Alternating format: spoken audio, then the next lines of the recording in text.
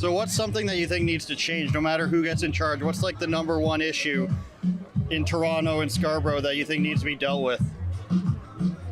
I find everything's okay.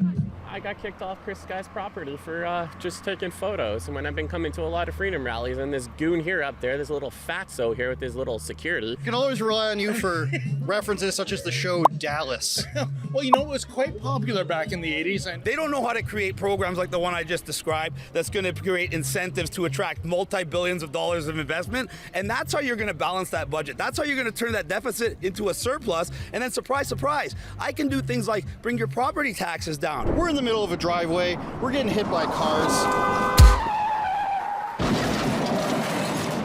What's up, YouTube? I don't know why I like that intro. We're here at a Chris Guy for Mayor event in Scarborough, Ontario, one of the boroughs of Toronto. He's got the bouncy truck out. We've got our bag of non-perishable food items, because we're good guys.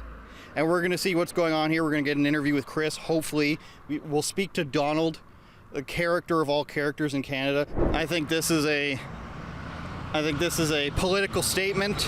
The hanging Muppet. I don't know who that's supposed to represent, but it's certainly a political statement if I've ever seen one. So they kicked me off the property. Why is that? I don't know. They said I'm taking pictures. I'm in a public place, and they wouldn't let me tell me the reason why. And I asked them, "Are you gonna like assault me if I don't leave?" And I have my body camera on. So basically, I got kicked off Chris Guy's property for just taking photos. And when I've been coming to a lot of freedom rallies, and this goon here up there, this little fatso here with his little security, told me to leave. They wouldn't give me a reason.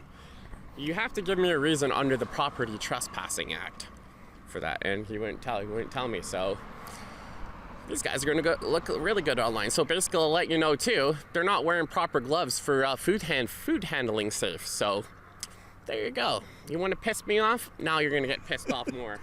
I like the not so undercover security people. There's like guy in Hawaiian shirt looking shifty. Now, if you thought, I've been to Trudeau events and their security was just piss poor in how they tried to like pretend like they were not undercover, but also at the same time and, you know, misdirect you. But this is just guys just staying there looking around completely out of place. You have any idea what's going on here? I know he's having a barbecue. Right. Are you guys here for this? Walking by. Well, we came here earlier, and then they said it starts at 1, so now we're back here. Oh, nice. Yeah. So you planning on voting for Chris for mayor? Have you been paying a lot of attention to like the candidates, or how do you feel about it? We were planning on voting, but me and my friends, we came to get more information to secure our trust in him, I guess. What brings you out here today? Chris Guy. And are you eligible to vote in this election for Toronto? Is it the first one you voted in, or how have you voted in the past, or anything like that? I actually am not a resident of Toronto. Unfortunately, if I was, I would definitely be voting. However, I do have lots of friends in Toronto who are voting for Chris, and I'm here to support him. I believe in the red shirt in the plaid there is NHL Hall of Famer and third highest scoring leader of all time, Jaromir Jagr.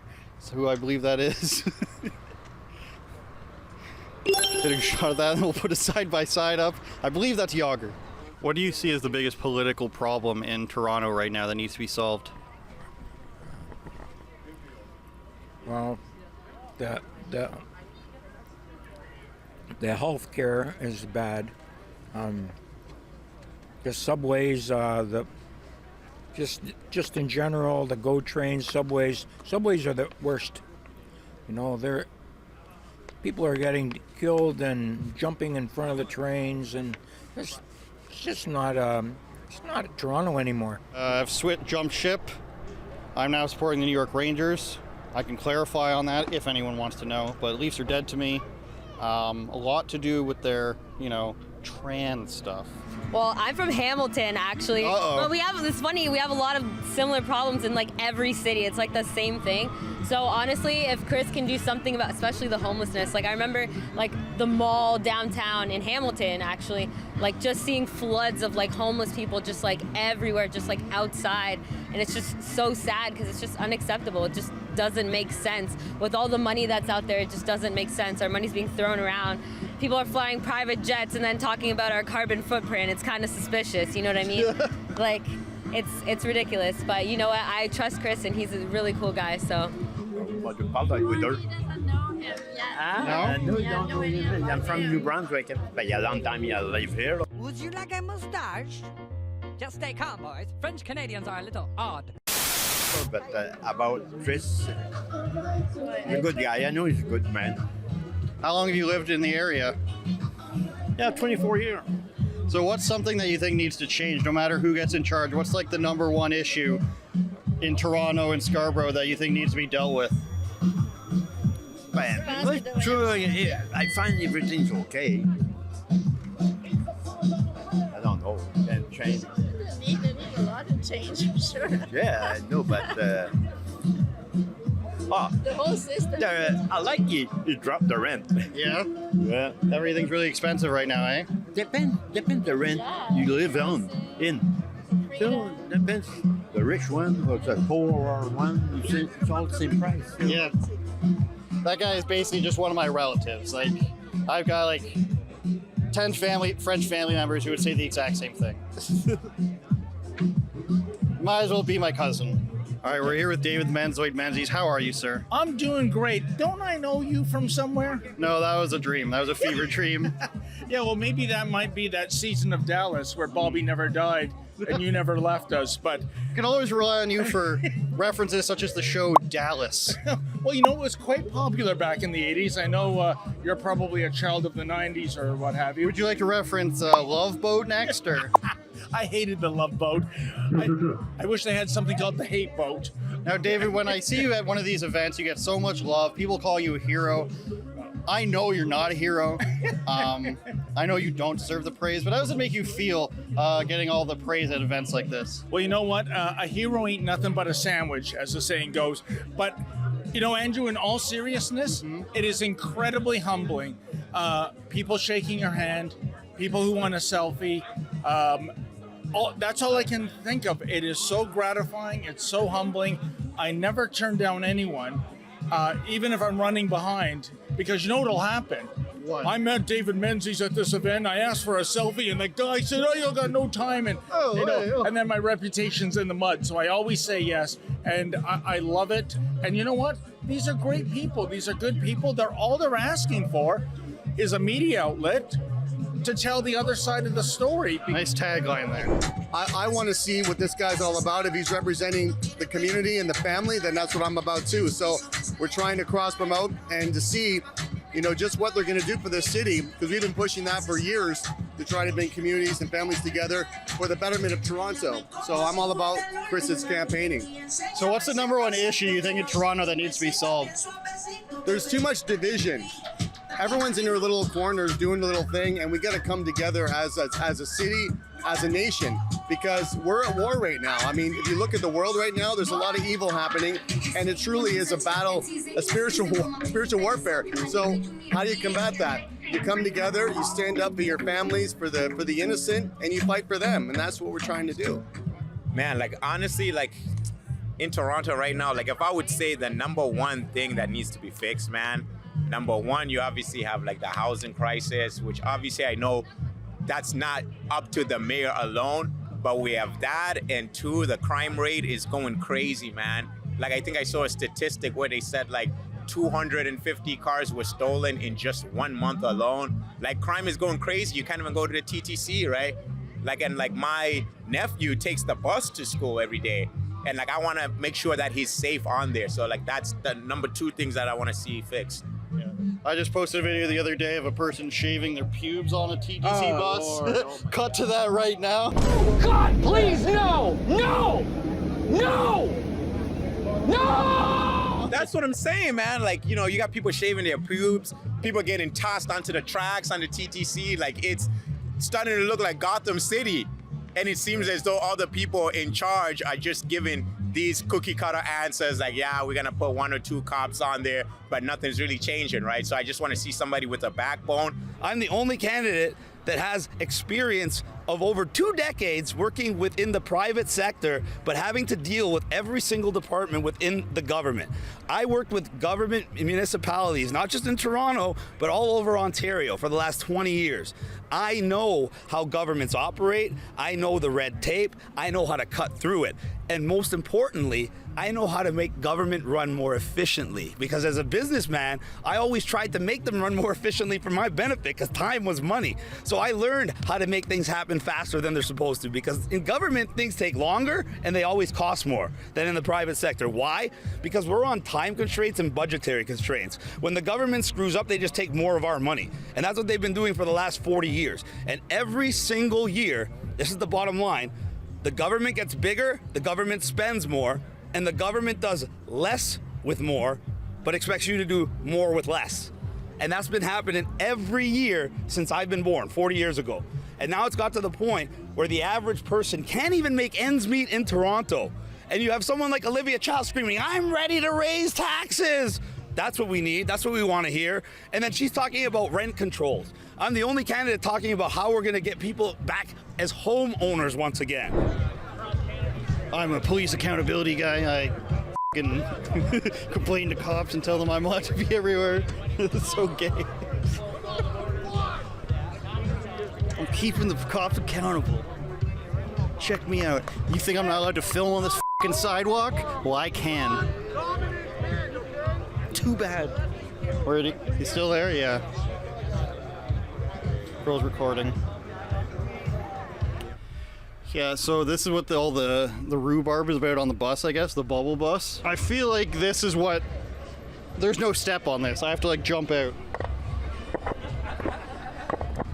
I feel like if every mayoral candidate had a bubble bus, there'd be a much different vibe. I'm up here with the kids. The smoke's really coming into our faces now. That's not good, kids. See, this is what smoking cigarettes is like. Don't do it. Okay, we gotta get out of here. I mean, that's not a real military vehicle. I was a combat engineer, I know this. This is, unless they're gonna claim this was from like World War II. It's funny seeing you with bubbles. As a person who's in the military, I'm allowed to talk shit about whatever I want regarding the military, I think. Donald, how have you been? Do you live in Ontario now? The last time I think I saw you over a year ago, you were visiting from British Columbia. How are things? Oh, I'm actually wonderful. There's some things I can't talk about at all, but I was in jail for 3 months. For what? I'm not allowed to say. Okay. Because if I do, then I'm going back to jail. Fair enough. Are you able to vote in the Toronto election? I'm not even voting. So it's a choice to not vote then? It's a choice not to vote. So these goons here, like these 2 goons right there, like those goons right there, like literally kicked me off the property. He wouldn't tell me the reason why, because I'm taking pictures. I said it's public. I said this is public, but he said it's private.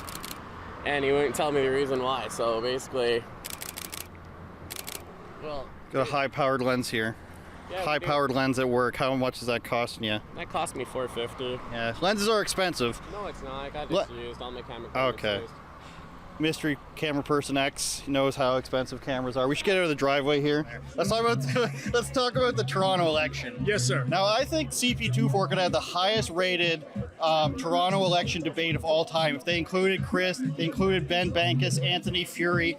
What is the media's angle here? Is it the classic shut everybody else out that we don't like? Kind of what they did to Bernier, even though he hasn't won anything yet. What do you think is the mainstream media angle for this election? Is it just boost Olivia Chow? What is it in your opinion? What is it? The rules have changed. Now, officially, I believe what the organizers are saying, Andrew, is that we're looking at how people poll.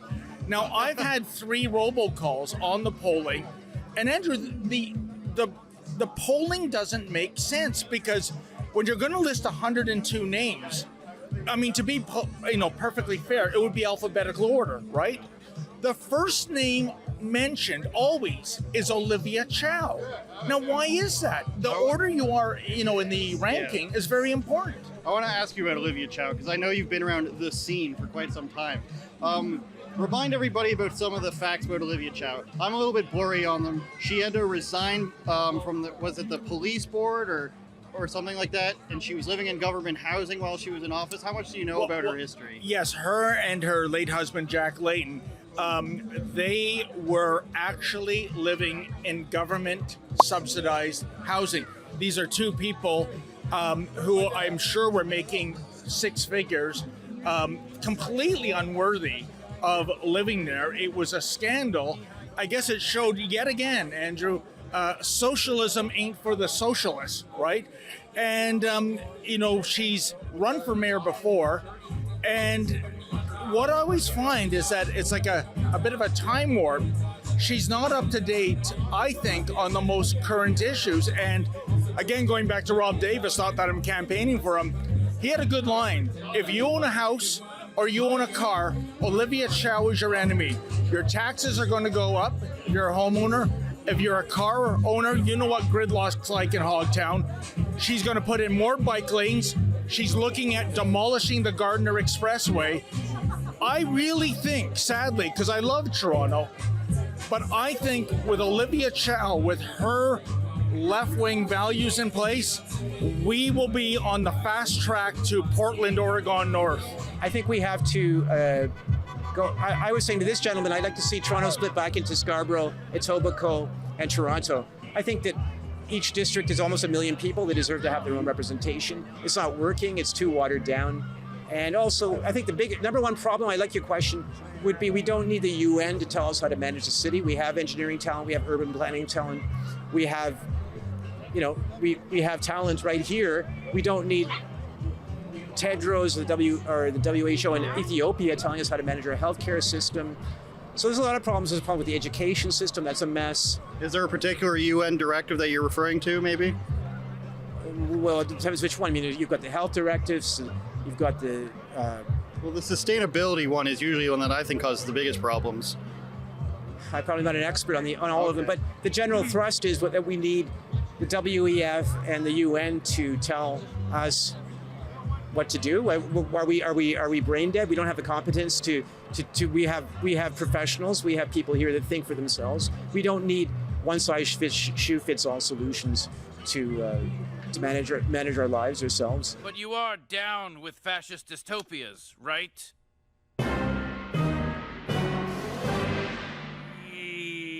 Yes. That yes was pretty liberal with the letter Y. Well, isn't this strange? Was that a romance that just happened? Yeah, I'm in love with everyone because we should spread love. Spread love. Wow. Man. Wow, what a terrible answer. What a terrible answer. About events like this is network with people who are like-minded, because a lot of people that's what that was, are right? alone. No, well, everyone needs DJs, man. Come on, is that what that I'm a DJ. Oh, okay. So that's that was marketing. Yeah, what that was. Yeah, sure. Networking, it's the same thing. I didn't have to market anything. I'm just chilling. I'm just here. Okay, I think I'm picking up what she's putting down, you guys. Thank you. What would you say is the number one concern for yourself, even as an outsider, about Toronto? What would you like to see change in Toronto from any of the candidates? Everything that Chris has suggested and proposed. It's time for change. The only way we can actually solve the budget shortfall and the budget deficit and all the overspending by the government is by attracting more investment to Toronto. The only way politicians know how to raise revenue, because they've never actually worked a real job and they've never actually made any money, is raise your taxes, create new fees or levies, or raise fees and levies. That's it. They don't know how to create programs like the one I just described that's going to create incentives to attract multi-billions of dollars of investment. And that's how you're going to balance that budget. That's how you're going to turn that deficit into a surplus. And then surprise, surprise, I can do things like bring your property taxes down or bring your taxes down on other things in general. And I can save you money and I can make the money that you have go further. That's what a government is supposed to do. They're supposed to make your lives better. They're supposed to make it so you have more opportunity every year, not less. And when I talk to the young people, their biggest thing is the homeownership problem. How are the housing and rent prices over in Hamilton? It's ridiculous because actually over the years, Hamilton's kind of become like a mini Toronto. Like it's like up and coming, where people move from Toronto because it's too busy and too expensive and come to Hamilton. And now it's like they're like in competition because they're just as bad. So it's literally exactly the same. So as a 28-year-old? Whoa, how'd you know oh, you see that? Yeah. Thought I might be able to get away with that I'll be one. 28 in September. Well, I was like, how'd you know that? I know I'm telling everyone my age here. I actually work for David Blaine, so. 2, 3, 4, 5. Here's the idea. Look, if I get this just right? Look. You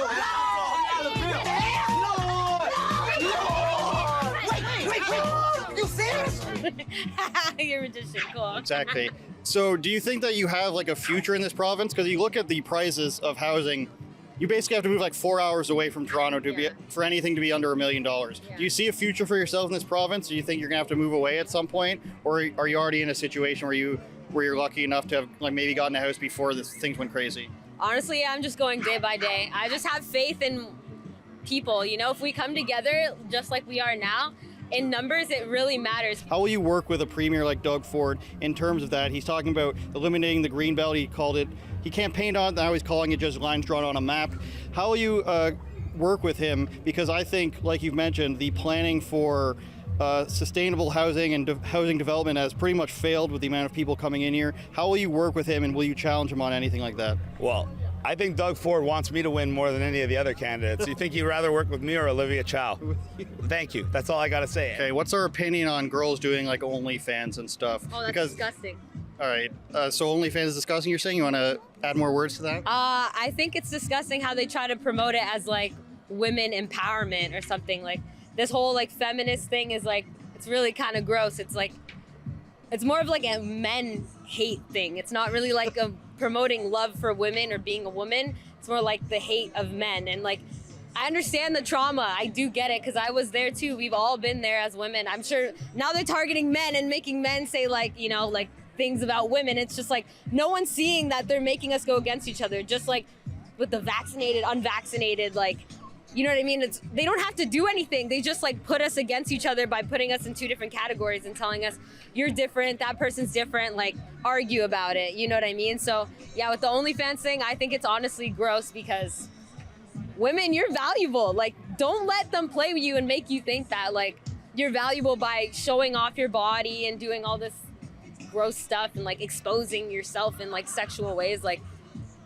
I don't understand why anyone would think that's like woman empowerment, but then again, like I said, I was trapped in that mindset too, not the OnlyFans thing. I never agreed with that, but like, you know, the women empowerment where we're like bashing men and like, oh, men are trash and all that, like, it doesn't make sense to do that, honestly, in any form. Like even black versus white, all this stuff, it doesn't make sense, doesn't solve anything.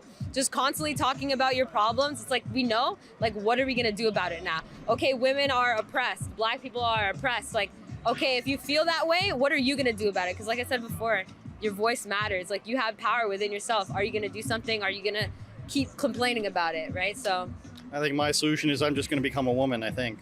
I think apparently anyone can do that now, so I don't know, you do you, I guess. You want to expand on that and expose yourself? I mean, I'm sure everybody knows what's going on with drag queen story time and all that other stuff. Like, it's kind of ridiculous. I have some freedom fighter friends who are actually down at one of the libraries right now. They're dressed up as like superheroes and like they're in the other corner convincing kids to come like read like superhero stories and stuff like that. So it's really cool. Like, that's what I mean. Like when you see something wrong, are you just gonna go and like yell about it? Are you gonna go complain about it? Or are you gonna do something about it? Like I really applaud them like for what they're doing, like going out there and, you know, dressing up as superheroes, buying costumes and like, you know, showing the children that like, you don't have to expose yourself and be in thongs and, you know, look at these sexual people, like you're 5 years old, like, come on, like, let's talk about like, I don't know, superheroes. Like, yeah, like. 100.